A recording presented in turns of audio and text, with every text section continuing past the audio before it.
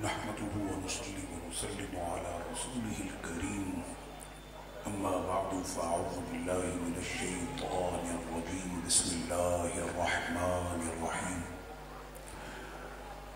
وكذلك جعلناكم أمة وسطا لتكونوا شهداء على الناس ويكون الرسول عليكم شهيدا وما جعلنا القبلة التي كنت عليها إلا لنعلم من يتبع الرسول ممن ينقلب على عقبيه وإن كانت لكبيرة إلا على الذين هدى الله وما كان الله ليضيع إيمانكم إن الله بالناس لرؤوف رحيم. صدق الله مولانا العظيم. إن الله وملائكته يصلون على النبي يا أيها الذين آمنوا صلوا عليه وسلموا تسليما. اللهم صل على سيدنا ونبينا ومولانا محمد معطل الجود والكرم وعلى آله وصحبه وبارك وسلم صلاة وسلاما عليك يا سيدي يا رسول الله وعلى آلك وأصحابك أجمعين. سرور کہوں کہ مالک و مولا کہوں تجھے باغ خلیل کا گل شیبہ کہوں تجھے تیرے تو وصائب تناہی سے ہیں بری حیران ہوں میرے شاہ کیا کیا کہوں تجھے. حمد و صلاۃ کے بعد تمام تعریف اللہ وحدہ لا شریک کے لیے اور کروڑا کروڑ درود و سلام اور نعتوں کے سب گلدستے حضور پر نور شافع یوم النشور سرور کونین سید المرسلین خاتم النبیین رحمت للعالمین فخر دو عالم نور مجسم صلی اللہ علیہ وسلم کی بارگاہ میں پیش کرنے کے بعد آج اکثر یہ جماعت کو ایک مرتبہ پھر ماہ محرم الحرام اور سال نو اسلام بہت مبارک ہو. اللہ پاک اس نئے سال کی برکتیں ہم سب کو عطا فرمائے اور عالم اسلام میں اور جہاں بھر میں مسلمانوں کو رب کریم تکلیفوں اور اذیتوں اور پریشانیوں سے نجات عطا فرمائے. بالخصوص ہمارے شام میں بسنے والے سنی مسلمان اور فلسطین میں اور عراق میں اور برما میں اور کشمیر میں اور افغانستان میں ہر جگہ پر ہمارے جتنے بھی سنی مسلمان ہیں رب کریم غیب سے ان کی مدد فرما اور ان کی مصیبتوں کو ان کی تکلیف کو دور فرما. میں آج صبح ہی سرزمین انبیاء سرزمین اہل بیت سرزمین صحابہ ملک شام دمشق سے میری واپسی ہوئی ہے اور گزشتہ روز تک جو ہے الحمدللہ جتنے دن بھی سرزمین شام سرزمین دمشق میں رہنے کا موقع ملا اللہ پاک نے یہ شرف عطا کیا کہ روزانہ بی بی سیدہ زینب پاک پیکر صبر و رضا سیدنا امام حسین پاک رضی اللہ عنہ کی ہمشیرہ بی بی سیدہ زینب پاک رضی اللہ عنہ کے مزار مبارک پر اور اسی طرح سیدنا امام حسین پاک رضی اللہ عنہ کی شہزادی بی بی سیدہ رقیہ اور سیدہ سکینہ جن کو ہم سیدہ سکینہ کہتے اور اسی طرح سے سیدہ ام کلثوم بنت مولا کائنات اور اس کے علاوہ دیگر بہت سے مزارات پر الحمدللہ روزانہ ان مزارات کی حاضری کا شرف ملا اور میں ایمانداری سے یہ کہہ رہا ہوں کہ میں نے آپ سب کا سلام ان تمام درباروں میں پیش کیا ہے. اللہ پاک ان مزارات کی حاضری آپ کو بھی عطا فرمائے. ان نفوس قدسیہ کے دربار میں پہنچنے کا شرف ملے. شیخ اکبر سیدی محی الدین ابن عربی رضی اللہ عنہ کے مزار شریف پہ الحمدللہ روزانہ جانے کا شرف حاصل ہوا اور لوگ وہاں پر بڑے دکھی اور پریشان ہیں. اللہ پاک ان کی پریشانی مشکلات کو آسان فرمائے. معیشت کا وہاں پر بہت برا حال ہے تو رب کریم غیب سے ان کی مدد فرمائے. اور اس حوالے سے آپ کے علم میں ہوگا کہ الحمدللہ اس دفعہ فقیر نے بقرہ عید وہیں پر کی اور استطاعت کے مطابق اور ہمارے دوستوں نے جو وہاں پر آپ بھائیوں کے تعاون سے جو وہاں پر قربانی وغیرہ کا سلسلہ ہوا تو اہل شام کی دعائیں الحمدللہ آپ کے لیے فلسطین والوں کی دعائیں آپ کے لیے الحمدللہ. تو یہ سارے کام اور اس کے بعد پھر یہاں پر پہنچنا اور ابھی ایک مہینہ گزرنے کے بعد وہ چونکہ اردو میں تقریر کرنے کا ایک سلسلہ چل رہا ہوتا جب پاکستان میں موجود ہوتے، تقریباً میں مہینے بھر جو ہے وہ شام میں رہا اور آج ہی آیا. تو ابھی میں نے پہلی تقریر جو ہے وہ سیدی فاروق اعظم رضی اللہ عنہ کا یوم ہم نے بنایا اپنی مسجد فاروق اعظم میں، اور وہاں سے وہ تقریر کر کے اب میں یہاں پر پہنچا ہوں. تو ایک جو پریکٹس ہوتی ہے تقریر کرنے کی، اور وہ ابھی تک چل رہی تھی عربی زبان، اب عربی کے بعد اچانک اردو شروع ہوئی ہے، تو ابھی اردو کی تھوڑی سی پریکٹس میں جو ہے وہ وقت لگے گا، لیکن انشاءاللہ تعالی آپ لوگوں کی نظریں اور آپ کی محبتیں. تو آج کل کے دن میں مجھے پہنچنا تھا، لیکن میرے ساتھ ایک مسئلہ ہو گیا، اور اس مسئلے کو بھی میں بیان کروں گا. اس سے انشاءاللہ ہمارا ایمان بڑھے گا اور اللہ کی ذات پر ہمارا یقین بڑھے گا. توکل کی دولت ہمیں نصیب ہوگی کہ جس کا کوئی نہیں ہوتا اس کا خدا ہے، جس کا کوئی نہیں اس کا خدا ہے. میرے ساتھ مسئلہ یہ ہوا کہ میں کل کے دن میں پہنچ جاتا، یعنی کل سے مراد پرسوں، کل کی صبح میں نے پہنچنا تھا، میں آج کی صبح میں پہنچا. وہ مسئلہ یہ تھا کہ جس وقت میں بیروت ایئرپورٹ پر، اس لیے شام کا ایئرپورٹ تو بند ہے، تو بیروت ایئرپورٹ سے ہمیں ٹریول کرنا پڑتا ہے. تو میں، اہلیہ اور میرے 3 بچے تھے ساتھ میں. تو مجھے یہ بتایا کہ شام اور لبنان کا یہ قانون ہے کہ کورونا ٹیسٹ ان کے ہوتے ہیں جن کی عمر 12 سال سے زیادہ ہو. تو میں نے ایئر لائن سے بھی معلوم کیا، پاکستان سے بھی معلوم کیا، ہر جگہ سے مجھے یہ پتہ چلا کہ جن کی عمر 12 سال سے زیادہ ان کا کورونا ٹیسٹ ہوگا. تو میں نے اپنا اور اہلیہ کا کرا لیا، اس لیے کہ میرے ساتھ 3 بچے تھے اور تینوں کی عمریں جو ہے وہ 12 سال سے کم تھی. لیکن جس وقت میں بیروت ایئرپورٹ پر میں پہنچا اور میں نے اپنا اور اہلیہ کا جو ہے کورونا ٹیسٹ، اس وقت دنیا میں یہ کورونا کی مصیبت ایسی ہو گئی ہے کہ آپ سے نہ پاسپورٹ مانگے گا نہ ویزا. سب سے پہلے آپ سے جب بورڈنگ کے لیے آپ کھڑے ہو گے نا کاؤنٹر پہ ایئر لائن کے، تو سب سے پہلے وہ کہتا ہے کورونا ٹیسٹ، وہ سب سے پہلے آپ کا کورونا چیک کرتا ہے. تو کورونا ٹیسٹ میں نے اپنا اور اہلیہ کا جو ہے وہ کورونا ٹیسٹ کی رپورٹ دے دی کہ بھائی یہ بالکل جو ہے وہ کلیئر ہے. تو اس کے بعد پھر کہا کہ آپ کے ساتھ 2 بچے ایسے ہیں کہ جن کی عمر 6 سال سے زیادہ ہے. میں نے جی بالکل ہے میرے ساتھ. کہنا ان کا ٹیسٹ، میں نے کہا ان کا ٹیسٹ تو نہیں ہوتا. کہنا ہمارے یہاں نہیں ہوتا، نہ سیریا میں ہوتا ہے، نہ لبنان میں نہ سیریا میں، لیکن جس ملک میں آپ جا رہے ہیں وہاں پہ 6 سال سے اوپر والوں کا کورونا ٹیسٹ ہے، یہ دیکھیں کمپیوٹر میں لکھا ہوا ہے. تو میں نے کہا مجھے جانے دیں، ہم پاکستان کے اندر کوئی نہ کوئی مسئلہ نکال لیں گے، نہیں تو وہیں پر ٹیسٹ کرا لیں گے. کراچی ایئرپورٹ پہ بھی ٹیسٹ ہوتا ہے، وہ سب ہم کرا لیں گے، میں جانے دیں. کہنا سوال ہی پیدا نہیں ہوتا. تو اب ایسا محسوس ہوتا ہے کہ ویزا اگر نہ بھی ہو تو شاید کوئی نہ کوئی جگاڑ نکل آئے، لیکن اگر کورونا کی رپورٹ نہیں ہے تو پھر خیر نہیں ہے. کورونا ٹیسٹ کی رپورٹ آپ کی ہونی چاہیے. کورونا ایسے دیکھا جاتا ہے جیسا آپ کا نامہ عمل چیک ہو رہا ہے، اس طرح سے وہ کورونا کر کے. تو اس وجہ سے کیا ہوا کہ مجھے روک دیا گیا، نہیں بیٹھنے دیا، فلائٹ میں نہیں بیٹھنے دیا. اب آپ اس سے اندازہ کریں، میں واپس پلٹ کے سیریا نہیں جا سکتا، میرے پاس ویزا نہیں ہے. آگے پاکستان میرا ملک ہے، مجھے میرے ملک میں جانے نہیں دیا جا رہا. بیروت جس ملک میں آ کر ٹھہرا ہوں وہ بڑا ایکسپینسو ملک ہے، وہاں پہ رہنا، وہاں پہ کھانا پینا سب کچھ ڈالروں میں ہوتا ہے، بہت مہنگا. اور جس وقت ہم شام سے نکلتے ہیں نا تو الحمدللہ جو کچھ لے کر جاتے ہیں تو واپسی میں وہاں سے بالکل اپنی جیبیں جھاڑ کے آ رہے ہوتے، تو اب جیب میں کوئی پیسہ بھی نہیں. تو ایسے وقت میں آپ خود سوچیں کہ خود بھی اہلیہ 3 بچے پردیش میں آ گئے. اچھا اب وہ کہتا ہے نیا ٹکٹ بناؤ، وہ کہتا ہے کہ ہمیں نہیں پتا، بس ہمیں کورونا ٹیسٹ نہ کر دو، وہ جہاز تو گیا. تو اس وقت میں نے ایک لفظ ایئرپورٹ پر کہا، اور یہ میں ہمیشہ دہراتا ہوں اور آپ لوگ بھی اس کو یاد کر لیں. عربی میں چھوٹا سا ایک لفظ ہے، میں نے کہا ما لنا غیرک یا اللہ، تیرے سوا اے میرے مالک میرا کوئی نہیں. اے مالک تیرے سوا میرا کوئی نہیں، ہم تجھ پر یقین رکھتے ہیں، تجھ پر بھروسہ کرتے، اور تو ہی ہمارا خالق، اور تو ہی ہمارا مالک، اور تو ہی ہمارا رازق، اور تو ہی ہماری فریادوں کا سننے والا.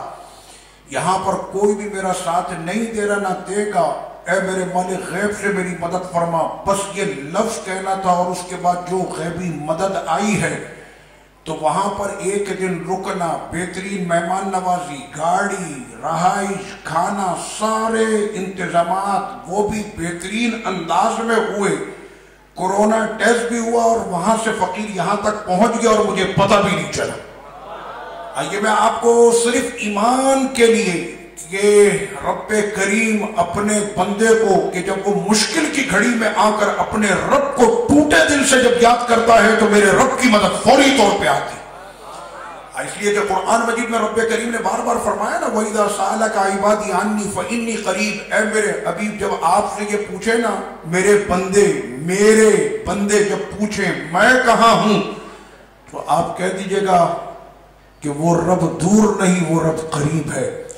کتنا قریب ہے؟ تو رب نے فرمایا کہ وہ تو تمہاری رگ سے بھی زیادہ قریب ہے، تمہاری سانسوں کی ڈور کا وہ رشتہ تمہاری جان کے ساتھ اتنا قریب نہیں ہوگا، اس سے بھی زیادہ قریب رشتہ تمہارے رب کے ساتھ۔ تو الحمدللہ اس وجہ سے کل کی رات میں نہیں پہنچ سکا اور آج پہنچا، اور آتے ہی جو ہے وہ آج یہ پہلی محفل سیدی فاروق اعظم رضی اللہ عنہ کے حوالے سے ہوئی، اور اس کے بعد پھر میں آپ کے پاس پہنچا تو میں نے احمد بھائی کو پہلے سے کہہ دیا تھا کہ میں نہیں پہنچ سکوں گا، تو میرا جہاں تک مجھے بتایا گیا کہ حضرت علامہ میرے بھائی عمیر قادری ترابی صاحب دامت برکات اللہ عالیہ نے کل کے دن یہاں پر واعظ فرمایا اور عقیدہ توحید کے حوالے سے انہوں نے گفتگو فرمائی، اور مجھے جو بتایا کہ آج عقیدہ رسالت مآب صلی اللہ علیہ وسلم سے گفتگو کرنی ہے۔ ہمیشہ آپ لوگ گفتگو سنتے رہتے ہیں اور یہ سارے عقائد اور یہ تمام نظریات الحمدللہ کہ عقیدہ توحید اور رسالت ہمارے وہ دنیا دو کیا بلکہ ایک ہی عقیدہ ہے، عقیدہ ہمارا ایک ہے، توحید و رسالت ایک عقیدہ ہے۔ لا الہ الا اللہ پڑھ لے تو اس کی نجات اس کی نہیں جب تک کہ وہ محمد رسول اللہ پر اس کا یقین کامل نہ ہو۔ تو لا الہ الا اللہ محمد رسول اللہ یہ ہمارا کلمہ کہ جس میں توحید اور رسالت دونوں کا ذکر ہو گیا۔ تو رسالت مآب صلی اللہ علیہ وسلم کے حوالے سے کہ رب کریم نے کم و بیش 1,24,000 انبیاء کرام اور رسولان اعظام اس کائنات میں جو ہے مبعوث فرمائے، 1,24,000 انبیاء کرام اور رسولان اعظام، اور 1,24,000 انبیاء کرام اور رسولان اعظام میں 313 رسول ہیں، اور اس کے علاوہ جتنے بھی ہیں وہ سارے نبی ہیں۔ نبی اور رسول کا فرق بھی آپ کو یاد ہوگا کہ نبی نبوت کہ رب کریم جس کو اختیار فرما لے، جس کو چن لے، امریکہ کے چننے سے نبی نہیں ہوتا، نہ قادیان کے چننے سے ہوتا ہے، میرا رب جس کو چن لے اس کو نبوت عطا فرماتا۔ اور نبوت کا یہ خاتمہ سرور کونین صلی اللہ تعالی علیہ وسلم سید المرسلین کی ذات پر ہو گیا۔ ما کان محمد ابا احد من رجالکم ولکن رسول اللہ وخاتم النبیین۔ تو ختم نبوت کا یہ معاملہ اور ختم رسالت کا یہ معاملہ آقا علیہ الصلوۃ والتسلیم کی ذات گرامی پر ہو گیا۔ سرور کونین کے بعد نہ کوئی نبی آئے گا نہ کوئی رسول آئے گا۔ نبوت اور رسالت دونوں کا خاتمہ آقا علیہ الصلوۃ والتسلیم کی ذات گرامی پر ہو گیا۔ نبی اور رسول کا فرق یہ ہوتا ہے کہ ہر رسول نبی ہوتا ہے، ہر رسول نبی ہوتا ہے، لیکن ہر نبی رسول نہیں ہوتا۔ رسول اسے کہا جاتا ہے کہ نبوت میں جس کو رب کریم نے اپنے پیغام کو آگے پہنچانے کا حکم ارشاد فرما دیا، اور اس کو رب کریم نے اپنے جو ہے وہ کتب اور صحائف عطا فرما دیے کہ ان کو میرے بندوں تک پہنچانا ہے۔ تو اللہ کے پیغام کو پہنچانے والے کو کیا کہتے ہیں؟ عربی میں اس کو کہتے ہیں رسول۔ کیا کہتے ہیں؟ رسول۔ تو یہ نبوت اور رسالت کا یہ ایک مختصر میں نے آپ کی خدمت میں پیش کر دیا۔ اور اسی طرح سے نبوت اور رسالت کے لیے یہ بھی ضروری ہے کہ جس کو رب کریم نبوت اور رسالت عطا فرماتا ہے تو ان کے لیے کچھ چیزیں ہیں، کچھ اوصاف نبوت ہیں کہ جس طرح العصمہ، نبی معصوم ہوتا ہے، نبی معصوم ہوتا ہے، معصوم سے مراد گناہوں سے پاک ہوتا ہے، نہ وہ اس کے بچپن میں اس کا کوئی گناہ ہوتا ہے معاذ اللہ، نہ اس کی جوانی اور بڑھاپے میں، کیونکہ وہ نبی جو ہے وہ معصوم ہوتا ہے، نبی معصوم ہوتا ہے، گناہوں سے پاک ہوتا ہے۔ نبی اور رسول کے علاوہ کوئی معصوم نہیں ہوتا، محفوظ ہوتا۔ یعنی صحابہ کرام کے لیے، اہل بیت اطہار کے لیے، اولیاء کاملین کے لیے ہمارا عقیدہ یہ ہوگا کہ وہ محفوظ ہیں، لیکن معصوم صرف انبیاء اور رسول ہیں، معصوم صرف انبیاء اور رسول ہیں۔ اب یہاں پر کہ نبی معصوم ہوتا، نبی کے لیے الفتانہ، امت میں نبی سے زیادہ ذہین کوئی نہیں ہوتا، اور اس کی ایک نہیں متعدد مثالیں قرآن مجید میں موجود ہیں کہ جس طرح سیدنا ابراہیم علیہ السلام کے سامنے نمرود نے یہ کہا کہ تمہارا خدا کیا کرتا، تو سیدنا ابراہیم علیہ السلام نے فرمایا ہوا یحیی و یمیت، میرا خدا وہ زندہ بھی کرتا وہ موت بھی دیتا۔ تو اس نے کہا کہ ایک بندے کو لو، ایک بندے کو لیا اور لینے کے بعد اس کو قتل کروا دیا، کہنا دیکھو یہ زندہ تھا میں نے اس کو مار دیا۔ تو سیدنا ابراہیم علیہ السلام نے فرمایا ان اللہ یاتی بالشمس من المشرق فاتی بها من المغرب، میرا خدا روز سورج کو مشرق سے نکالتا، تو ایک دن مغرب سے نکال دے۔ فبوہت الذی کفر، بس اتنا کہنا تھا تو کفر کی جماعت وہیں پہ ڈھیر ہو گئی۔ تو اللہ کا نبی پوری امت کے اندر اس سے زیادہ ذہین، ان سے زیادہ ذہین کوئی بھی نہیں ہوتا۔ اسی طرح سے نبی کے لیے کہ وہ رب کریم انہیں جو ہے رسول کے لیے کہ تبلیغ کا حکم ہوتا ہے کہ وہ تبلیغ کرتے، اور اسی طرح سے الامانہ، نبی سے زیادہ امت میں امین کوئی نہیں ہوتا، کیونکہ رب کریم کے جتنے احکام اس نبی پر نازل ہوتے ہیں تو پوری امانت کے ساتھ اللہ کے احکام کو اس کے بندوں تک پہنچانا یہ نبوت اور رسالت کا یہ کام ہوتا۔ تو یہ اوصاف مختصر میں نے آپ کے سامنے ذکر کیے کہ نبوت اور رسالت کے یہ اوصاف ہوتے، اور کسی کے چننے سے نبی نہیں ہوتا، جس کو میرا رب چن لے اس کو نبوت عطا فرماتا۔ سرور کونین صلی اللہ علیہ وسلم کے زمانے میں کہ جب مسیلمہ کذاب تھا تو مسیلمہ نے آقا علیہ الصلوۃ والتسلیم سے کیا کہا؟ سرور کونین صلی اللہ علیہ وسلم کو پہلے تو اس نے ایک پیغام بھیجا، کہنے لگا کہ شہر آپ کے، گاؤں ہمارے، یعنی شہر میں آپ کی نبوت ہوگی، گاؤں اور دیہاتوں میں میری نبوت ہوگی۔ تو آقا علیہ الصلوۃ والتسلیم نے فرمایا اقلب الصفا، پرچہ پلٹو، نیا صفحہ لینے کی حاجت بھی نہیں ہے، اس بدبخت کو جواب دینے کے لیے نیا کاغذ نہیں چاہیے، اسی کاغذ پہ اس کو جواب دیا جائے۔ تو آقا علیہ الصلوۃ والتسلیم نے وہاں پر جواب کیا لکھوایا؟ ان الارض للہ یورثها من یشاء من عبادہ، قرآن مجید کی آیت کہ کائنات کی ساری زمینیں خدا کی ہیں اور خدا جسے چاہتا ہے ان زمینوں کا وارث بنا دیتا، تیرے چاہنے سے مسلمہ کچھ نہیں ہوگا۔ تو آقا علیہ الصلوۃ والتسلیم جب گفتگو کے لیے تشریف لائے تو مسلمہ نے یہی بات کی اور کہا کہ شہر آپ کے، دیہات ہمارے۔ تو آقا علیہ الصلوۃ والتسلیم کے دست مبارک میں ایک چھڑی تھی، تو آقا علیہ الصلوۃ والتسلیم نے فرمایا کہ او مسلمہ، تو مجھ سے کہتا ہے کہ شہر میرے اور دیہات میں تیری نبوت ہوگی، تو بات سن، نبوت کے معاملے میں اگر تو مجھ سے یہ ٹہنی بھی مانگے گا تو یہ ٹہنی بھی میں تجھے نہیں دوں گا، اس لیے کہ نبوت اور رسالت کا یہ معاملہ رب کریم کی طرف سے ہے۔ ایک بات یہاں پر میں نے عرض کرنی، اور وہ یہ کہ ہم لوگ تو بڑے آرام سے بیٹھے ہیں، ہمیں ماہ محرم الحرام بھی ملتا ہے، تو سفر بھی ملتا ہے، تو ربیع الاول بھی ملتا ہے، نمازیں بھی ہم پڑھ رہے ہیں، روزے بھی ہم رکھ رہے ہیں، چہروں پر ہماری داڑیاں بھی ہیں، سروں پر امامیں بھی ہیں، رب کریم نے یہ ساری نعمتیں ہم کو عطا فرمائی۔ جس وقت میں ہم پیدا ہوئے تو ہمارے دائیں کان میں اذان کہی گئی اور ہمارے بائیں کان میں اقامت کی گئی، اور یہ کہہ دیا گیا مبارک ہو تم سب سے افضل امت میں شامل ہو گئے، سرور کونین کے تم امتی بن گئے، بیٹھے بٹھائے تم کو یہ اتنا بڑا شرف مل گیا کہ جس کی تمنا تو انبیاء اکرام نے کی تھی، جس کی تمنا انبیاء اکرام نے کی تھی، وہ شرف آپ کو بیٹھے بٹھائے مل گیا۔ ابھی تو آپ پیدا ہوئے تھے تو آپ کو یہ مبارکباد دے دی گئی کہ سرور کونین صلی اللہ علیہ وسلم کے آپ امتی بن گئے، اور آقا علیہ الصلوۃ والتسلیم کے امتی بننے کے بعد پھر کیا ہوا کہ جب توتلی زبان سے ہم نے پڑھنا شروع کیا لا الہ الا اللہ محمد رسول اللہ، تو جب ہمارے گھر میں کوئی مہمان آتا تو بچے کو کہا جاتا کہ ان کو کلمہ سناؤ، اور جب آپ نے کلمہ سنایا تو سامنے جو مہمان ہوتا وہ اپنی جیب سے 50-100 جو بھی ہوتا وہ نکال کے تحفہ بھی دیتا، اور اس کے بعد جب آپ نے بسم اللہ پڑھی تو آپ کی بسم اللہ کی اتنی بڑی محفل ہوئی کہ آج بچے کی بسم اللہ خوانی، اور جس وقت میں آپ نے قرآن مجید مکمل کیا تو ماں باپ سے پوچھو کہ جن کے بچوں نے قرآن پڑھ لیا وہ دن ان کے لیے خوشی اور یادگار زندگی کا دن ہوتا جب اس کے بیٹے نے قرآن مکمل کر لیا ہوتا۔ اور اسی طرح سے جب رب کریم نے اس کو توفیق عطا کی کہ ناظرہ قرآن پڑھنے کے بعد جس روز اس کا بچہ قرآن کا حافظ بنا تو باپ ناز سے یہ کہتا ہے کہ قرآن کے 30 پارے آج میرے بیٹے کے سینے میں محفوظ ہو گئے، اب میں اپنی قبر میں بھی چلا جاؤں تو میں بے فکر ہوں گا، اس لیے کہ میں نے اپنی محشر کی کمائی پوری کر لی ہے، تمہارا پتہ نہیں، لیکن میدان محشر میں جب میں آؤں گا تو تاج ربانی میرے سر پہ رکھا جائے گا۔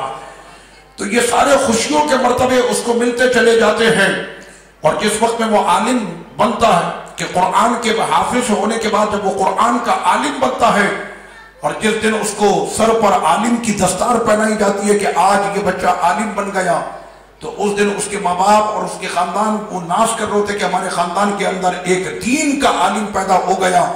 تو یہ سارے اعزاز ہم لوگ کو ملتے چلے گئے، لیکن سرور کونین صلی اللہ علیہ وسلم کی حیات طیبہ کو بھی تو دیکھے نا کہ آقا علیہ الصلوۃ والتسلیم سے وہ لوگ کہ جو محبت کرتے تھے، وہ لوگ جو صادق و امین کہتے تھے، وہ لوگ جو کہتے تھے کہ ان سے زیادہ نرم دل پورے مکے کے اندر کوئی بھی نہیں، وہ لوگ جو حضور علیہ الصلوۃ والتسلیم کا دیدار کیا کرتے تھے، جس وقت میں آقا علیہ الصلوۃ والتسلیم نے فرمایا کہ ایک اللہ پر ایمان لے آؤ اور میں اس خدا کا نبی اور رسول ہوں، مجھ پر ایمان لے آؤ، پرائے تو پرائے، اپنے بھی میرے سرکار کے ایسے دشمن ہو گئے کہ آقا علیہ الصلوۃ والتسلیم کی راہوں میں کانٹے بچھائے جانے لگ گئے، سرور کونین صلی اللہ علیہ وسلم پر سنگ باری کی جانے لگ گئی۔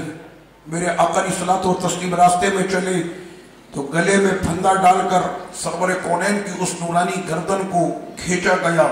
پھر ایک وقت تو یہ بھی آیا کہ میرے سرکار کا کھانا، میرے سرکار کا پانی، اور بنی ہاشم کے اوپر جو وقت وہ گزرا کہ جو بنی ابی طالب کے اندر وہ وقت جو گزرا کہ پتے کھا کر، پتوں پر گزارا کر کے سرور کونین اور ان کے خاندان کے لوگوں اور وہ لوگ جو آقا علیہ الصلوۃ والتسلیم کے سائے میں آئے تو ان تمام لوگوں نے اس طرح سے اپنے وہ دن گزارے، اور جو اس وقت میں کلمہ پڑھتا تو اس کلمہ پڑھنے والے کے ساتھ جو سلوک کیا جاتا، مرد تو مرد تھے، عورتوں نے بھی اگر کلمہ پڑھو تو ان کو بخشا نہیں گیا۔ آج بھی حرم شریف سے جب باہر نکلے تو کبوتر چوک کے قریب ایک قبر آج بھی سلامت موجود ہے، اور وہ قبر کسی صحابی کی نہیں بلکہ صحابیہ کی قبر ہے، جسے دنیا آج بھی سیدہ سمیہ کے نام سے سلام پیش کرتی۔ حضرت سیدنا عمار بن یاسر رضی اللہ عنہ کی والدہ جو اسلام کی سب سے پہلی مکے کی شہیدہ ہیں کہ جنہیں چوک کے اوپر کھڑا کر کے شہید کر دیا گیا تھا، سیدہ سمیہ رضی اللہ عنہ، ان کا جرم کیا تھا؟ وہ یہ تھا کہ انہوں نے حضور علیہ السلام کی غلامی کا پٹا اپنے گلے میں ڈالا اور آقا علیہ الصلوۃ والتسلیم کی وہ غلام بنی۔ تو آج ہمارے یہاں جب بچہ کلمہ پڑھے، بچہ قرآن پڑھے، بچہ قاعدہ پڑھے، بچہ حافظ بنے، عالم بنے، تو ہماری یہاں محفلیں سجائی جاتی ہیں۔ لیکن اس وقت میں کہ جب وہ کلمہ پڑھا کرتے تھے سرور کونین صلی اللہ علیہ وسلم کا، تو سعد بن ابی وقاص رضی اللہ عنہ نے بھی کلمہ پڑھ لیا۔ وہ ماں کہ جو دن میں 3 مرتبہ سیدنا سعد بن ابی وقاص رضی اللہ عنہ کے کپڑے بدلا کرتی اور 3 مرتبہ ان کو نئے کپڑے پہنائے جاتے اور ان کو سب سے قیمتی عطر لگائی جاتی اور بہترین ان کو کھانے پیش کیے جاتے، ماں کو جب پتہ چلا کہ سعد نے جو ہے وہ کلمہ پڑھ لیا، یہ ذکر قرآن مجید میں ہے، یہ واقعہ قرآن مجید کا میں آپ کو سنا رہا کہ سیدنا سعد بن ابی وقاص کی والدہ کو جب پتہ چلا تو انہوں نے پہلے تو کھانا پینا، کپڑے یہ سارے بند کیے، پھر گھر کے دروازے بند کیے، پھر علاقے کے دروازے بند کیے۔ جب بھی دیکھا کہ سعد نبی کا کلمہ نہیں چھوڑتا، اب ان کی ماں نے ایک ایسا کام کیا کہ بڑے سے بڑا اگر وہاں پر ثابت قدم بھی ہو تو ڈگمگا جائے۔ ماں نے کھانا پینا چھوڑ دیا اور کہا کہ سعد اگر میں اس حالت میں مر گئی تو میرا خون جو ہے وہ تیری گردن اور تیرے ہاتھوں اور تیرے کاندھوں پر میرا خون ہوگا۔ یہ ماں نے کیا سعد بن ابی وقاص کے۔ تو جس وقت میں ماں نے یہ کام کیا تو سعد نے اس وقت میں بتایا کہ نبی پر ایمان کیسا ہوتا، رسول پر ایمان کیسا ہوتا۔ سعد بن ابی وقاص نے کہا کہ میری ایک ماں اگر ایسی 70 مائیں بھی ہوتی تو میں اپنی 70 ماؤں کو تو قربان کر سکتا ہوں، میں نبی کا کلمہ نہیں چھوڑ سکتا۔ اللہ اکبر، یا رسول اللہ صلی اللہ علیہ وسلم۔ تو یہ وہ لوگ کہ جنہوں نے اس طرح سے آقا علیہ الصلوۃ والتسلیم کی رسالت پر ایمان رکھا۔ آج دنیا اس بات پر بڑی پریشان ہوتی ہے، کہنے لگے بجلی نہ ہو مسئلہ نہیں، گیس نہ ہو مسئلہ نہیں، امن و امان نہ ہو مسئلہ نہیں، تمام چیزوں پر برداشت۔ لیکن آج دنیا کے کفر کی طاقتیں اس بات پر بڑی پریشان ہے کہ اگر ان کے باپ کو ماں کو اگر کوئی گالی دے دے یہ تب بھی برداشت کر لیتے، ان کو بھوکا پیاسا بھی رکھ دیا جائے تو یہ اس کو بھی برداشت کر لیتے، لیکن بات جب ان کے نبی کی آ جائے تو پھر یہ کچھ برداشت نہیں کرتے۔ یہ رسالت سے مومن کا رشتہ ہوتا کہ سرور کونین صلی اللہ علیہ وسلم پر جو ایمان لے آئے۔ اور آج میں آپ کو ایک اور بات بتاؤں، اور وہ یہ کہ آقا علیہ الصلوۃ والتسلیم کی محبت کا دل میں آنا اور حضور پر جان نثار کرنا اور حضور پہ قربان ہو جانا، اس میں آپ کا کوئی کمال نہیں ہے، یہ میرا رب چن لیتا ہے تو اسے اپنے حبیب کا دیوانہ کر دیتا، اور اس کی مثال میرے رب نے قرآن مجید میں عطا فرمائی۔ مسئلہ یہ کہ 2 رکعتیں پڑھ لی، 4 رکعتیں پڑھ دی ہے، آقا علیہ الصلوۃ والتسلیم امامت فرما رہے، 2 رکعتیں ہو چکی ہیں، ابھی 2 رکعتیں باقی ہیں۔ آقا علیہ الصلوۃ والتسلیم نے اب اپنی جگہ سے میرے سرکار نے مصلی کو چھوڑا اور آقا علیہ الصلوۃ والتسلیم اب صفوں کے بیچ میں سے ہوتے ہوئے چلتے ہوئے جا رہے ہیں. نماز، حالت نماز میں آقا علیہ الصلوۃ والتسلیم جیسے بیت المقدس کی جانب میرے سرکار نماز ادا فرما رہے ہیں اور 2 رکعتیں ہونے کے بعد پھر آقا علیہ الصلوۃ والتسلیم اب حرم شریف کی طرف چلنا شروع ہوئے.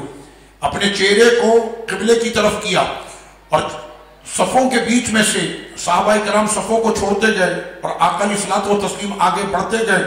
اچھا، پیچھے کی جانب ہوتی تھی عورتیں، یعنی سرکار آگے امام ہیں، پیچھے صحابہ اور صحابہ کے پیچھے خواتین ہیں. تو اب کیا ہوا کہ یہ خواتین آ گئی اس طرف، آقا علیہ الصلوۃ والتسلیم تشریف لے آئے اس طرف سے اس طرف بیت المقدس مسجد اقصی سے. اب سرکار کا چہرہ انور کہاں پر ہے؟ مسجد حرام کی طرف. تو صحابہ کرام جو بالکل آخر میں تھے وہ آگے سب سے آگے سرکار، اب صحابہ اور اس کے پیچھے وہ عورتیں چلی گئی. اتنا سب کچھ ہو گیا. ہمیں تو فقہاء نے یہی بتایا کہ نماز میں اگر عمل کثیر ہو جائے تو نماز فاسد ہو جاتی ہے. یعنی اگر جیب کے اندر موبائل بج رہا ہے اور ایسی صورت میں ایک ہاتھ سے جیب کو پکڑوں اور ایک ہاتھ سے موبائل کو پکڑوں، پھر میں بٹن تلاش کر کے اس کا موبائل کا جو ہے وہ میں بٹن سے موبائل کا جو ہے وہ ساؤنڈ کو بند کروں، ایسی صورت میں نماز باطل ہو جائے گی کیونکہ یہ عمل کثیر ہے. تو اتنے کام کرنے کے اوپر جب نماز فاسد ہو جاتی ہے، نماز ٹوٹ جاتی ہے، تو یہاں پر تو یہ ہونا چاہیے تھا کہ سب کی نمازیں ٹوٹ جاتی. تو مسئلہ یہ ہے کہ نمازیں ٹوٹے تو کیسے ٹوٹے؟ کیونکہ اس تحویل قبلہ سے جو نسبت ہے وہ نبی کی نسبت ہے. تو جب نبی کی نسبت ٹوٹ نہیں سکتی تو نماز میں اس نسبت پر جو کام ہو تو اس سے نماز بھی نہیں ٹوٹتی. ہوا یہ کہ سرور کونین صلی اللہ علیہ وسلم امامت فرما رہے ہیں. اب میں قرآن مجید پڑھتا ہوں. پہلا دوسرے پارے کی پہلی آیت، سَيَقُولُ السُّفَهَاءُ مِنَ النَّاسِ مَا وَلَّاهُمْ عَنْ قِبْلَتِهِمُ الَّتِي كَانُوا عَلَيْهَا. ان قریب بے وقوف کہیں گے کس چیز نے ان کو قبلے سے پھیر دیا. آپ اس بات کو اندازہ کریں کہ قرآن مجید کا جو انداز ہوتا کہ جہاں پر بھی آقا علیہ الصلوۃ والتسلیم کی ذات گرامی آ جاتی ہے نا، جہاں پہ میرے سرکار کی نسبت آتی، آقا علیہ الصلوۃ والتسلیم کی جہاں پر بھی نسبت آتی، پہلے سپارے سے لے کر آپ 30ویں پارے تک چلے جائیں، جہاں پر عزت رسول کا مسئلہ آ جائے، جہاں پر سرکار کی عزت و احترام اور ادب کا مسئلہ آئے، قرآن مجید کے تیور دیکھا کریں کیسے تیور ہوتے ہیں قرآن مجید کے. اب پہلا سپارہ پڑھے نا تو پہلے سپارے کے اندر رب کریم نے کیا فرمایا؟ وَإِذَا قِيلَ لَهُمْ آمِنُوا. جب ان لوگوں سے کہا گیا ایمان لاؤ ایمان، تو وہ کہنے لگے ہم تو پہلے سے ایمان والے ہیں، ہمارے پاس تو ایمان ہے. تو رب کریم نے فرمایا کہ نہیں، اس ایمان کا نہیں ہے، ایمان ویسا لاؤ. تو انہوں نے کہا کہ ایمان تو دل کی کیفیت کا نام ہے، اے میرے مالک ہمیں بتا دے کہ دل کی کیفیت کیسی ہونی چاہیے، یا ایمان کی کوئی صورت ہے تو اے میرے مالک ہمیں بتا دے کہ ایمان کی صورت کیسی ہوتی ہے. تو رب کریم نے فرمایا کما آمن الناس. اور ایمان کی صورت تم نے دیکھنی ہے، ابو بکر صدیق کو دیکھ لو یہ ایمان ہے، عمر کو دیکھ لو یہ ایمان ہے، عثمان و علی کو دیکھ لو یہ ایمان ہے، سعد و سعید، طلحہ، زبیر، خالد، بلال، ان کو دیکھ لو یہ ایمان ہے. تو رب کریم نے صحابہ کرام کے لیے ایمان کا جو ہے وہ تصور اور معیار ایمان جو ہے وہ صحابہ کرام علیہ رضوان کو بنایا گیا. فرمایا ان کو دیکھ لو یہ ایمان ہے. آپ جانتے ہو انہوں نے کیا کہا؟ کہنا قالوا انؤمن کما آمن السفہاء، ہم ایسا ایمان لائیں جیسا بے وقوف ایمان لائیں. یہاں پر کون سی ایسی بات تھی؟ صدیق اکبر تاجر تھے، فاروق اعظم سردار تھے، عثمان غنی سے بڑھ کر کوئی غنی پورے مکے کے اندر نہیں تھا، مولا کائنات بنی ہاشم کے سردار تھے. تو ان لوگوں کو دیکھنے کے بعد پھر وہ کہنے لگے کہ ہم ایسا ایمان لائیں جیسا بے وقوف ایمان لاتے. اس کی وجہ کیا تھی؟ اس کی وجہ یہ تھی، آج ہمیں بھی کہہ دیا جاتا ہے یہ کون سے نئے نئے طریقے رائج ہو گئے، نبی سے محبت کرنی ہے، چہرے پر داڑھی سجا لو، نبی سے محبت کرنی ہے، پگڑی باندھ لو، بس اس سے نبی کی محبت ہو گئی. میں نے کہا یہ کام تو دوسروں لوگوں نے بھی کیا ہے، لیکن اصل میں معیار ایمان کو تو آپ سمجھے وہ معیار ایمان تھا کیا؟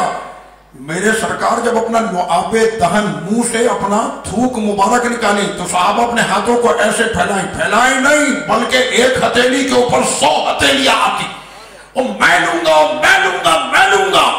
اور جس کے ہاتھ پر وہ دھوپ مبارک گرتا تو وہ اس میں دیر نہیں کرتا. کیوں دیر کرے گا؟ تبرک چلا جائے گا، وہ فوری طور پر اسے اپنے چہرے پر مل لیتا. تو برابر والا کہتا یہ کیا کیا تم نے؟ سارا دھوپ مبارک تم نے اپنے چہرے پر مل لیا. چلو ٹھیک ہے، یہ بتاؤ دھوپ گرا کہاں کا؟ سرکار کا. کہنے یہاں پر. کہنے چلو اسی سے کام چلا لیتے. جس جگہ پر گرا تھا اسی جگہ سے کام چلاتے. تو جب منافقین نے یہ دیکھا کہ جنہوں نے بظاہر کلمہ پڑھا تھا کہنے لگے قالوا انؤمن کما آمن السفہاء، ہم ایسا ایمان لائیں جیسا بے وقوف ایمان لائیں. یعنی صدیق اکبر، فاروق اعظم، عثمان غنی، مولا علی، عروہ بن مسعود اور یہ جتنے کہ جو حضور علیہ الصلوۃ والتسلیم کے دھوپ مبارک پر، سرکار کے بدن سے گرنے والے وضو کے پانی پر، آقا علیہ الصلوۃ والسلام کے بال مبارک، موئے مبارک پر، سرکار کی ناک سے نکلنے والے رینٹھ مبارک پر جو مرتے تھے، تو انہوں نے جب ان کو کہا کہ ایسا ایمان جو بے وقوفوں کا ہے، رب نے فرمایا وہ بے وقوف نہیں، ارے تم بے وقوف ہو اور تم جاہل ہو. یہ قرآن مجید کا انداز پہلے پارے میں ہے. اور اسی طرح سے پھر آپ آ جائیں 29ویں سپارے میں کہ جہاں پر بھی رسالت کی بات ہوئی نا، تو پھر وہاں پر انداز بڑا جو ہے وہ تیور قرآن مجید کی آپ دیکھیں. ولید بن مغیرہ نے آقا علیہ الصلوۃ والتسلیم کی ذات گرامی پر اس سے بات کرتے ہوئے یہ کہا، کہنے لگا انکا مجنون الیاذ باللہ. ترجمہ کرنے کی حاجت نہیں، مطلب آپ کو پتا ہے. آقا علیہ الصلوۃ والتسلیم کے لیے جب اس نے مجنون کا لفظ استعمال کیا. اب دیکھیں قرآن مجید، میں پڑھ رہا ہوں سورہ قلم 29واں پارہ.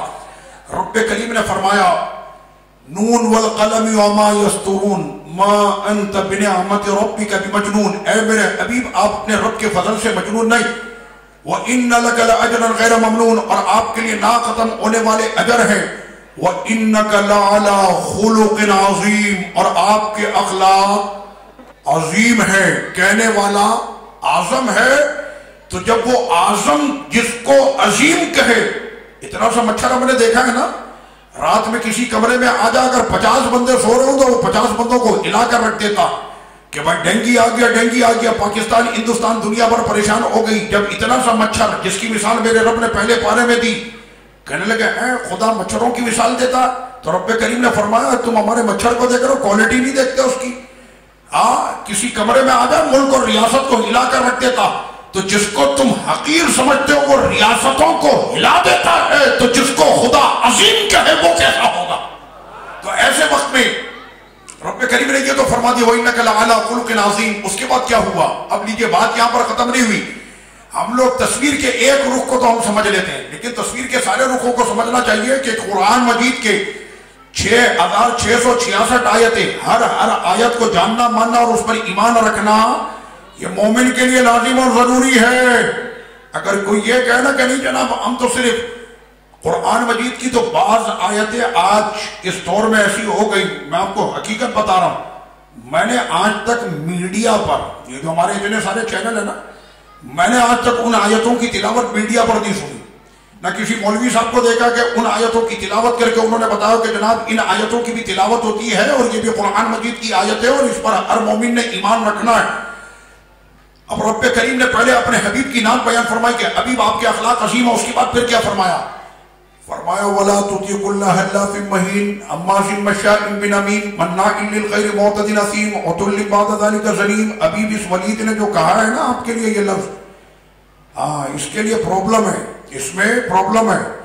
یہ اس زمانے کا فرانس کا رہنے والا تھا، اس زمانے کا یہ فرانس کا تھا. فرانس کے اندر ایک بہت بڑا مسئلہ ہوتا ہے، وہاں پہ بغیر نکاح کے بہت بچے ہوتے ہیں. سمجھ گیا آپ؟ اشارہ میں نے آپ کو دیا. تو رب کریم نے اب اس کو بیان فرمایا یہ جھوٹی قسمیں کھانے والا، یہ جو ہے جھوٹے وعدے کرنے والا، جھوٹی قسمیں کھانے والا، جھوٹ بولنے والا، غیبت کرنے والا، لوگوں کے بیچ میں فساد کرانے والا، اس کے یہ سارے بیان ہوتے گئے. اور آخر میں فرمایا کہ حبیب جو نبی کا نہیں ہوتا وہ تو اپنے باپ کا بھی نہیں ہوتا، وہ ابن حرام ہے. یہ میرا وہ رب جو ستار العیوب ہے، اپنے بندوں کے عیبوں پر وہ پردہ رکھتا. میدان محشر ہوگا نا، حضور علیہ الصلوۃ والتسلیم کے غلام بننے کا کوئی فائدہ ہے؟ کہنے نبی کا کلمہ جس نے بھی پڑھا، عیسیٰ علیہ السلام کا کلمہ پڑھا، موسیٰ علیہ السلام کا کلمہ پڑھا، ابراہیم علیہ السلام کا کلمہ پڑھا، جس نے بھی پڑھا، لیکن سرکار کا کلمہ پڑھنے کا پھر اس کو فائدہ کیا ہے؟ اس کا صرف ایک فائدہ میں آپ کو بتا دیتا ہوں، فائدے تو بہت، صرف ایک میں بتا رہا. جب میدان محشر ہوگا نا تو وہاں پر لوگوں کے جو ہے وہ سارے عیب وہاں پر ظاہر کر دیے جائیں گے، اس نے یہ کیا، اس نے یہ. اور کون کرے گا؟ رب کریم نہیں. وہ بندے کی جھوٹ بولتے بولتے اتنی عادت ہو جاتی ہے اور اس کے دلوں پر جھوٹ بولنے کے سبب اتنے زنگ لگ چکے ہوتے ہیں کہ وہ جھوٹ بولنے کا عادی ہو جاتا، اور اتنا عادی ہو جاتا ہے. مارکیٹ کے اندر آپ دیکھ سکتے ہیں کہ جس کی عادت ہو جائے، اچھا وہ جھوٹ بولنے کا نام اس نے ہوشیاری رکھا ہے. تو رب کریم نے فرمایا وَمَكَرُوا وَمَكَرَ اللَّهُ وَاللَّهُ خَيْرُ الْمَاكِرِينَ، تم نے جتنے فریب اور دھوکے کرنا تو کر لے، اللہ کی خفیہ تدبیروں کے سامنے تو کچھ بھی نہیں ہے۔ تو اب وہاں پر کیا ہوا کہ وہ رب کے سامنے بھی جھوٹ بولے گا، جب اس کے اعمال پیش کیے جائے کہ یہ تیرے اعمال ہیں تو وہ کہے گا میرے عمل نہیں ہے، لگاؤ اس کے منہ پہ تالا، الْيَوْمَ نَخْتِمُ عَلَىٰ أَفْوَاهِهِمْ، آج اس کے منہ پر تالا لگا دیا جائے گا، وَتُكَلِّمُنَا أَيْدِيهِمْ وَتَشْهَدُ أَرْجُلُهُمْ بِمَا كَانُوا يَكْسِبُونَ، اس کے اپنے ہاتھ بولنا شروع ہوں گے، اس کے پاؤں بولنا شروع ہوں گے، اس کے جسم کے ایک ایک روئے میں سے اس کی جو ہے وہ سارے اعمال اور حرکات کو جب پیش کیا جائے گا، پھر وہ کہے گا اب تو اپنا جسم بھی اپنا ساتھ نہیں دے رہا، تو اسی نے بولنا شروع کر دیا۔ تو اس وقت میں پھر وہ اس کا اعتراف کرے گا۔ سرکار کا غلام ہونے کا فائدہ کیا ہے؟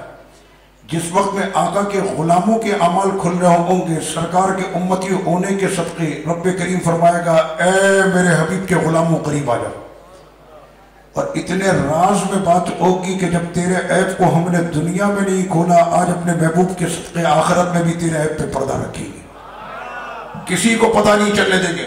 اس کا ذکر قرآن مجید میں موجود ہے کہ رب کریم کی بارگاہ میں کہ وہ کون سا ہوگا۔ ایک تو یہ ہے کہ اسے جنت ملے گی، حضور کا غلام ہے، کلمہ گو ہے، سچا ہے، حضور سے محبت کرنے والا ہے، آخرت اور سرکار کی رسالت پر ایمان رکھنے والا، اگر وہ ایسا جنت تو اس کو ملے گی، لیکن حضور کے عشق میں جو مرنے والا ہے اس کو یہ مقام دیا جائے گا کہ نا جنت کے بعد بھی وہ مانگیں گے، جنت کے بعد بھی وہ مانگیں گے۔ یہ قرآن مجید میں کہ وہ جنت کے بعد بھی مانگیں گے۔ کیوں؟ جنت مل گئی، اب تمہاری آخری منزل جنت تھی، جنت تم کو مل گئی، اب کیا چاہیے؟ تو رب کریم نے فرمایا میرے حبیب کے ان غلاموں کو ایک اور چیز چاہیے، جنت تو ان کو مل گئی ہے لیکن ایک اور چیز ان کو چاہیے، اپنے حبیب کے صدقے عطا کروں گا، اور وہ کیا ہے؟ رب کریم میدان محشر میں اپنا جلوہ عطا کرے گا۔ رب کا جلوہ پھر ان کو نصیب ہوگا۔ یہ حضور کے غلاموں کے شرف ہیں، جو سرکار پر ایمان لائے، ان کے یہ شرف اور اعزاز ہوں گے میدان محشر میں۔ تو آقا علیہ الصلوۃ والتسلیم یہ جہاں پر بھی اس طرح کا موضوع آیا، اور جہاں پر بھی تو رب کریم نے پھر اسی انداز میں قرآن مجید کی آیتوں کا ذکر کیا۔ مثال کے طور پر آقا علیہ الصلوۃ والتسلیم کے دربار میں، اور یہ تبوک کا موقع تھا کہ جب سیدنا صدیق اکبر رضی اللہ عنہ نے اپنا سب کچھ یہاں تک کہ بدن کے کپڑے بھی صدیق اکبر نے آقا علیہ الصلوۃ والتسلیم کے دربار میں جب پیش کر دیے، اور ٹاٹ کا بورا پہن کر بٹن کی جگہ کانٹے لگا کر سرکار کے دربار میں آئے، تو آقا علیہ الصلوۃ والتسلیم آج اپنے اس غلام پر رش کر رہے تھے کہ جس شان کا نبی ہے رب نے اس شان کا امتی بھی عطا کیا۔ اس سے پہلے کہ آقا علیہ الصلوۃ والتسلیم اپنے آج اس پیارے کی شان میں کچھ قصیدہ بیان فرماتے، وہ 600 پروں والا جبریل امی حضور کی خدمت میں پہنچے اور کہنے لگے کہ آج ابو بکر نے وہ کمال کیا کہ فرش والے کیا جانے اس کی عظمتوں کو، آج تو اس نے عرش کو ہلا دیا۔ صدیق اکبر رضی اللہ عنہ نے اپنا سب کچھ آقا علیہ السلام کی بارگاہ میں پیش کیا۔ سرکار علیہ الصلوۃ والتسلیم نے فرمایا ما ابقیت لی اہلک، ابو بکر اپنے گھر والوں کے لیے آپ کیا چھوڑ کر آئے؟ کہنے لگے اللہ اس کا رسول کافی ہے، اللہ اس کا رسول چھوڑ آیا ہوں، اللہ اور اس کا رسول چھوڑ آیا ہوں۔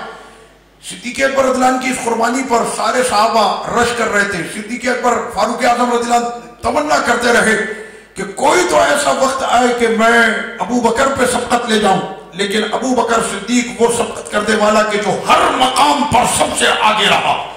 تو سیدنا صدیق اکبر رضی اللہ عنہ پر صحابہ جب رش کر رہے تھے تو اس وقت میں ایک بدبخت وہاں پر بیٹھا تھا، اور اس بدبخت نے وہاں پر جو ہے کہنے لگا کہ ابو بکر نے یہ سب جو کیا ہے نا، یہ سب اس نے دکھاوے کے لیے کیا ہے، تاکہ لوگوں کے اندر جو ہے نا یہ اپنا دکھاوا کریں۔ ابھی یہ بات ہی ہو رہی تھی اتنے میں ایک اور صحابی ہیں حضرت سیدنا عقیل رضی اللہ عنہ 1 کلو کھجور لے کر پہنچ گئے، 1 کلو کھجور۔ تو اس پر اس نے یہ کہا کہ اس 1 کلو کھجور سے مسلمانوں تمہارا کیا بھلا ہو جائے گا۔ اب جب اس نے 1 کلو کھجور پر بات کی، یہ ذہن میں رکھے ہم لوگوں کی ایک عادت بن گئی ہے کہ ہم نے ہر چیز کے اندر جناب بڑا ہونا چاہیے، قربانی بڑی ہونی چاہیے، فلاں بڑا ہونا چاہیے، کار خیر بہت بڑا ہونا چاہیے، میڈیا کیمرے اس کو صحیح کوریج کریں۔ رب کریم کی بارگاہ میں کوئی بھی بڑا نہیں ہے، رب کریم کی بارگاہ میں کوئی بھی عمل آپ کا بڑا نہیں ہے، آپ کے اخلاص کی قدر ہے، اصل چیز اخلاص کی قدر ہے۔ حضرت سیدنا عقیل رضی اللہ عنہ جب 1 کلو کھجور لے کر پہنچے تو وہاں پر جو بیٹھا ہوا تھا وہ رئیس المنافقین عبداللہ بن ابی بن سلول، وہ کہنے لگا اس 1 کلو کھجور سے مسلمانوں تمہارا کیا بھلا ہو جائے گا، اس سے تو کچھ بھی نہیں ہوتا۔ اب رب کریم نے فرمایا کہ او بدبخت، تو عقیل کی 1 کلو کھجور کو دیکھتا، تجھے کیا پتا رات پر جو اس نے کنویں سے ڈول بھر بھر کے جو اس نے پانی نکالا اور پوری رات جو اس نے مشقت کی ہے، اس کے بعد پھر اسے یہ 1 کلو کھجور ملی ہے۔ یہ نبی کے دربار میں آنے سے شرما رہا تھا، اس کو شرم نبی نے آج پوری رات جو مشقت اس نے کی ہے اس کے اس اخلاص پر میرے خدا نے قرآن کی آیت اتار دی، اور قیامت تک عقیل کی 1 کلو کھجور کی نعت قرآن میں پڑھی جاتی رہے گی۔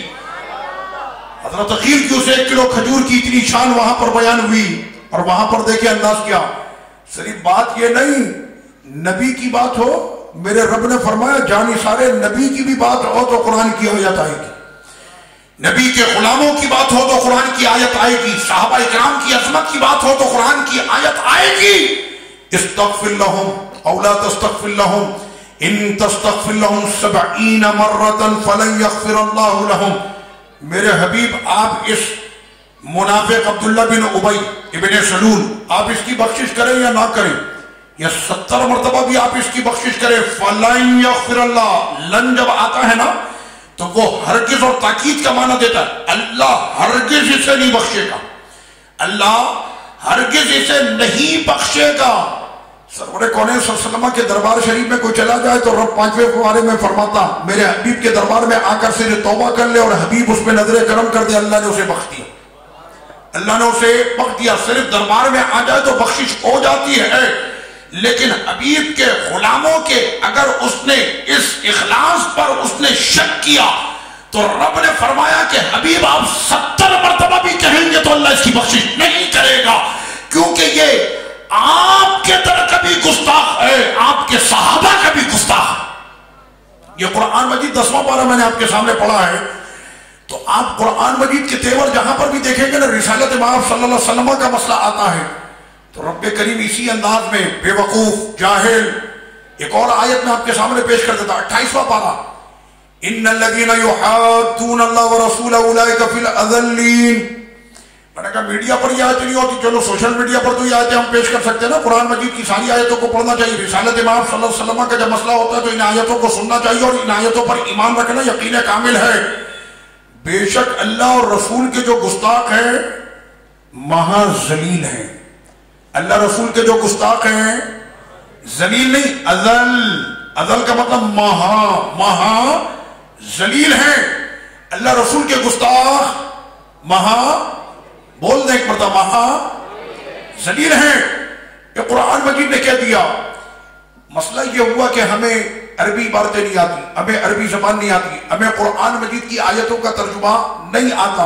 توجہ کرے رب کریم قرآن کی توجہ کی برکت سے انشاءاللہ ان آیتوں کا ترجمہ نہ آئے، میرے مالک کم از کم ان آیتوں کا جو اخلاص ہے وہ ہمارے سینوں میں آ جائے۔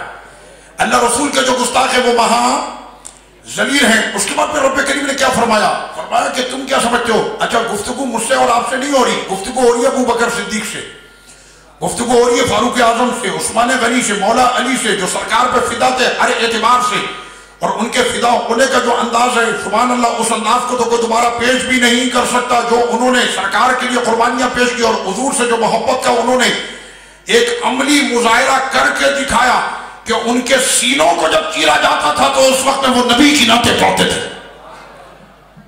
تو اس وقت میں وہ ان صحابہ سے رب کریم فرما رہا ہے لا تجد قوما یؤمنون باللہ والیوم الآخر یوادون من حاد اللہ ورسولہ۔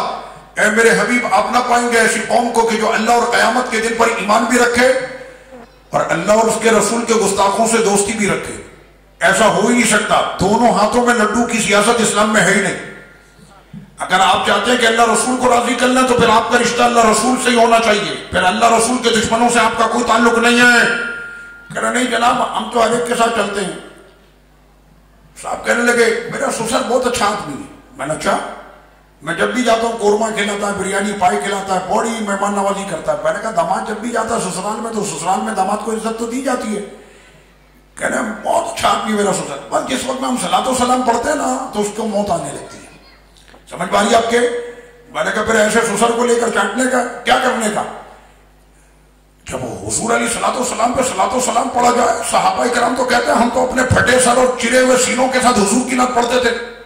احد کا میدان اٹھا کر آپ دیکھ لیں، صحابہ اکرام نے اپنے چرے ہوئے سینے، کٹے ہوئے بازو، پھٹی ہوئی آنکھیں، پھٹے ہوئے سر، لہو لہان چھلنی خونم خون تھے، وہاں پر بھی وہ اپنے نبی کی نعتیں پڑھ لیتے. تو صحابہ کرام علیہ رضوان کہتے ہیں ہم نے تو اپنے نبی سے ایسا رشتہ قائم کیا ہے. اور اس کے بعد آپ کہہ رہے ہیں کہ ہم نے اس بندے سے رشتہ قائم کرنا جس کو صلاۃ و سلام پڑھنے پر تکلیف ہو جاتی، جس کو درود پڑھنے پر تکلیف ہو جاتی، حضور کی نعت سننے پر جس کو تکلیف ہو جائے. تو رب کریم نے فرمایا ایسا نہیں ہو سکتا، یا تو ان سے دوستی کر لو یا ان سے کر لو. دوستی ایک سے ہوگی، دونوں سے نہیں. دوستی دونوں سے نہیں. میرے مالک کو گستاخ کون ہے؟ امریکہ میں، ڈنمارک میں، فرانس میں، بریٹانیہ میں، وہ کہاں پر ہے؟ رب نے فرمایا وَلَوْ كَانُوا آبَاءَهُمْ. غور سے دیکھنا کہیں ابا تو نہیں ہے، او ابناءہم بیٹا تو نہیں، او اخوانہم بھائی تو نہیں، او عشیرتہم قوم قبیلہ تو نہیں. اے میرے مالک اگر ان میں سے کوئی گستاخ ہو، ختم کو رشتہ نہیں، اس لیے کہ رشتہ تمہارا نبی کی محبت سے. رشتہ تمہارا، میں شام جاتا ہوں نا تو اہل شام اپنے نبی سے بڑی محبت کرتی. ان کے یہاں پر ایک عادت ہے، چھوٹا سا بچہ بھی ہے نا وہ اٹھے گا ایسے اللہم صلی علی سیدنا محمد. آپس میں کوئی دو بندے لڑ رہے ہو نا تو تیسرا آ کر کیا بولتا ہے؟ کہتا ہے جھگڑا چھوڑو، صلی علی النبی، صلی علی النبی، یعنی درود شریف پڑھو، درود شریف پڑھو. تو یہ ان کی ایک عادت ہے. ان کی پیدائش سے لے کر موت تک ہر خوشی اور غم میں میلاد ہوتا ہے. میں اہل شام کی بات کر رہا ہوں. اہل شام اتنا میلاد مناتے ہیں، موت میں، غم میں، خوشی میں، ہر چیز میں. ان کا جو ہے وہ موت سے زندگی اور پیدائش سے موت تک ہر چیز میں کیا ہے؟ ملا شریک. تو ہمارا ان سے جو رشتہ اور تعلق ہے وہ نبی کی محبت کی وجہ سے یہ ہمارا تعلق ان کے ساتھ ہے، اور اصل میں تعلق نبی کی محبت سے. آپ دیکھیں کہ صحابہ کرام علیہ رضوان حبشے سے بلال آئے، حبشے سے بلال آئے، فارس سے سلمان آئے. کیا رشتہ ہے؟ سگا چچا ہے ابو لہب. میرے نبی کا نہ ہوا تو صحابی بھی نہیں ہوا. سگا چچا ہے، جب نبی کا نہیں ہوا تو صحابی بھی نہیں ہوا. اور فارس کا آیا وہ سلمان کے جو عربی بھی نہیں ہے. صحابہ کرام کہنے لگے میرا تعلق فلاں قبیلے سے، میرا تعلق فلاں قوم سے، میرا تعلق فلاں قبیلے سے. سلمان تمہارا تعلق کس سے؟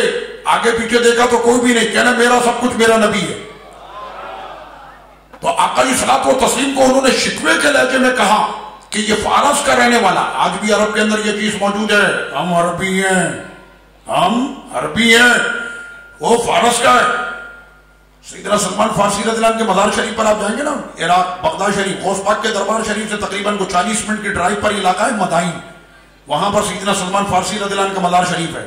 تو اگر آپ کسی کو بول دیں نا عراقی کو کہ انا اذهب الى مقام سلمان فارسی، تو وہ کہے گا لا تقل سلمان فارسی، قل انت سلمان محمدی.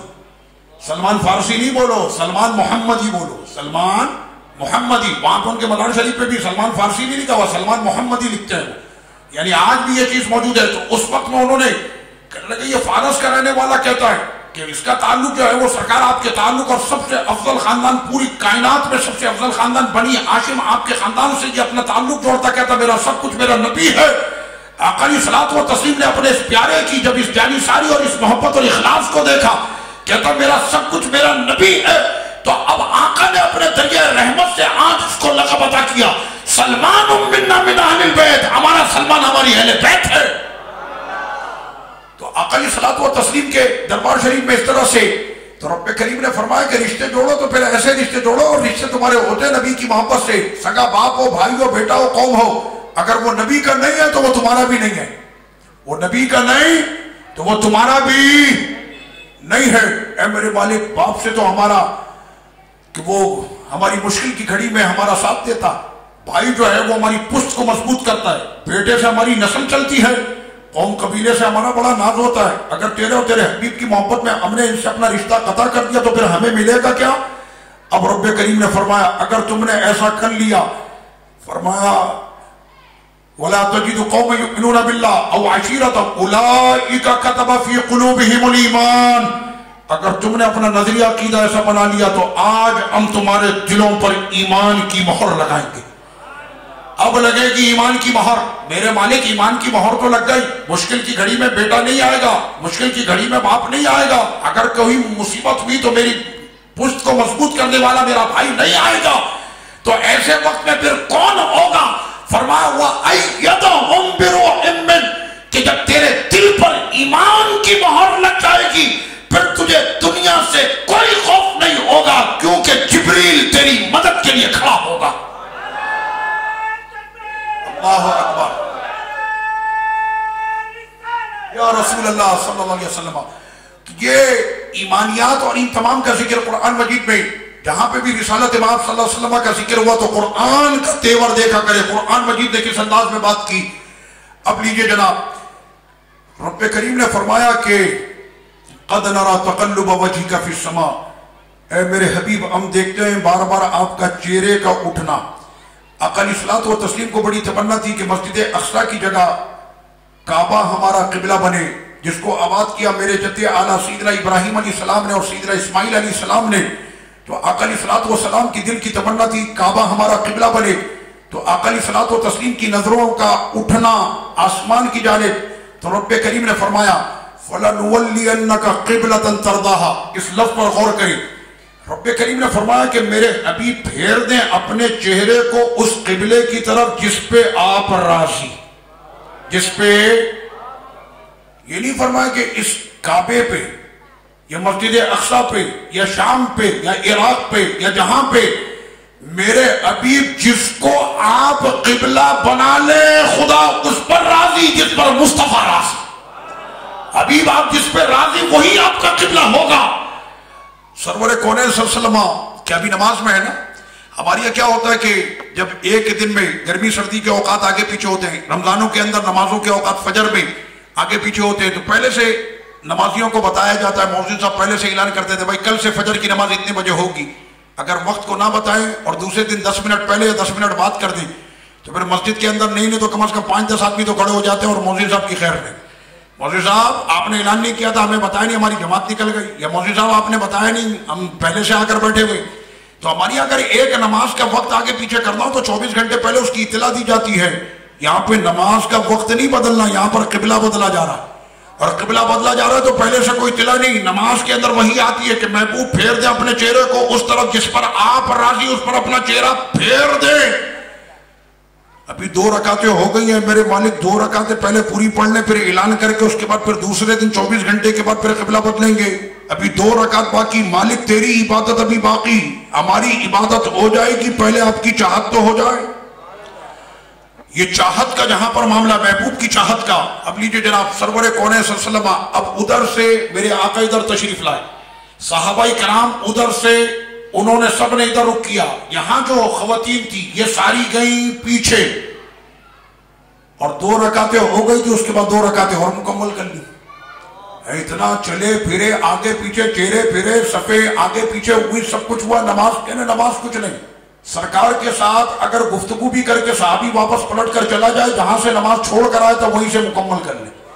حضور سے بات کرنے سے نماز نہیں ٹوٹتی، یہ قرآن مجید کا حکم ہے، استجیبوا للہ وللرسول اذا دعاکم۔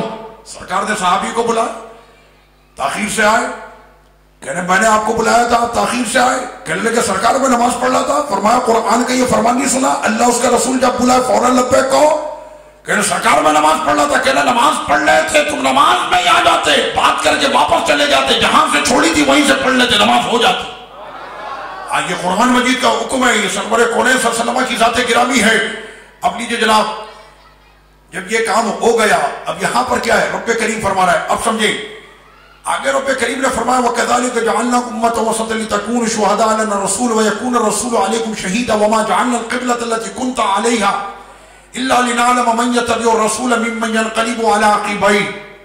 معاملہ آسان نہیں ہے، وَإِن كَانَتْ لَكَبِيرَةً إِلَّا عَلَى الَّذِينَ هَدَى اللَّهُ۔ توجہ کرے توجہ، میں بڑا اہم مسئلہ بتا رہا ہوں۔ میں نے ابھی آپ کو بتایا نا کہ حضور کی محبت کا ملنا یہ ہر ایک کے حصے میں نہیں ہے، ہر ایک کے حصے میں نہیں ہے۔ قرآن کہہ رہا وَإِن كَانَتْ لَكَبِيرَةً، یہ صحابہ کرام پر بہت بھاری تھا، بہت بھاری تھا کہ وہ اپنی نماز میں مڑے پھرے۔ صحابہ کرام کی نماز جانتے ہیں کیسی ہوتی تھی؟ مجھے صحابی کا نام ابھی یاد نہیں آ رہا، حضرت سعد تھے، سعد بن معاذ تھے۔ یہ کون؟ ان کی پنڈلی کے اندر ناسور ہو گیا، پنڈلی میں ناسور ہو گیا، اور اس طرح کا ایک نہیں سینکڑوں واقعات ملتے ہیں۔ جرہ آیا، کہنے لگا کہ آپ کی پنڈلی کاٹی جائے گی، اگر اس ناسور کو روکنا ورنہ یہ پورے بدن کے اندر سرایت کر جائے گا، آپ کی پنڈلی کٹے گی۔ تو انہوں نے یہ نہیں کہا کہ اس کو سن کرو، آپریشن کرو، ہمارے یہاں ہوتا ہے نا آپریشن سن کر دیا جاتا ہے، بے ہوش کر دیا جاتا ہے، اس کے بعد آپریشن ہوتا. آپ نے فرمایا کہ ٹھیک ہے میں نماز کے لیے کھڑا ہو رہا ہوں، تم اپنا کام کرو. اللہ اکبر. نماز میں کھڑے ہو گئے. اب بھی نماز پڑھتے ہیں نہ جانے پتہ نہیں جتنے بھی خیال جو نہیں بھی آ رہے ہوتے وہ بھی آ رہے ہوتے. اور مارکیٹ والا تو پورا حساب لگا رہا ہوتا ہے کہ ابھی کس سے پیمنٹ پکڑنی ہے اور کس کو پیمنٹ دینی ہے. اب سیدنا سعد رضی اللہ عنہ صحابی کا نام مجھے ابھی وہ ذہن میں نہیں آ رہا، تو وہ کھڑے ہو گئے. اللہ اکبر.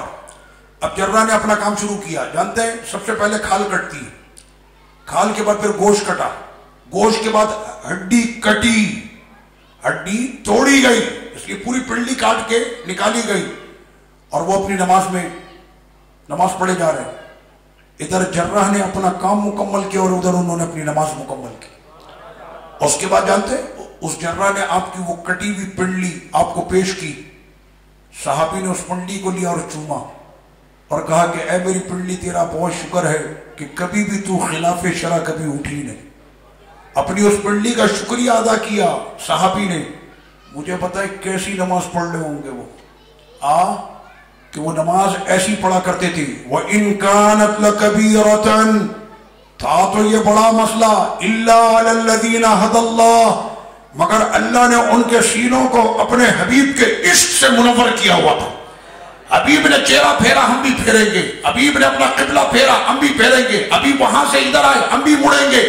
حبیب نے جو کر دیا ہم نے ان کے ساتھ کرنا، اس لیے کہ رسالت کا معاملہ یہی ہے کہ رب نے فرمایا کہ پوری دنیا دیکھ لے، قبلوں سے نہیں، جہاں پر صاحب قبلہ چلا جائے وہیں پہ غلام بھی چلا جاتا.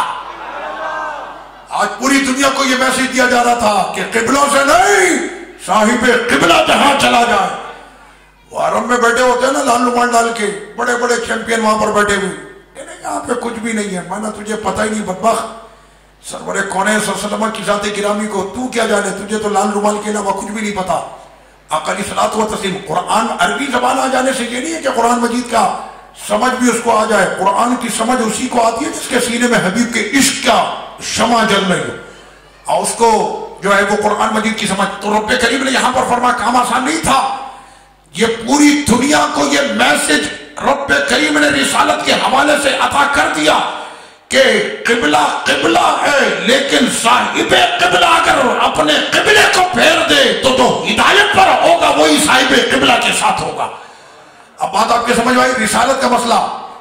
تو میں نے آج آپ کو اس مختصر سے وقت میں، اس لیے کہ وقت بھی کافی ہو چکا، رسالت سے رشتہ ایسا ہوتا ہے، رسالت سے رشتہ ایسا ہوتا ہے کہ جہاں پر نبی ہیں وہیں پر صحابہ کرام یہ نہیں کہتے سرکار یہ کیوں کیا، نہیں، سرکار نے جو کر دیا سو کر دیا، میرے سرکار نے جو کر دیا سو کر دیا. اور غلام آنکھ بن کر کے اپنے آقا پہ قربان ہوتا ہے. رب کریم ہمیں قرآن مجید کی عنایتوں کی سمجھ اور صحابہ کرام علیہ الرضوان کے اس اخلاص اور اس عشق رسول کے عظیم جذبے کی ہمیں بھی رونق اور ہمارے سینوں کو روشنی عطا فرمائے. وما علیہ الا البلاغ.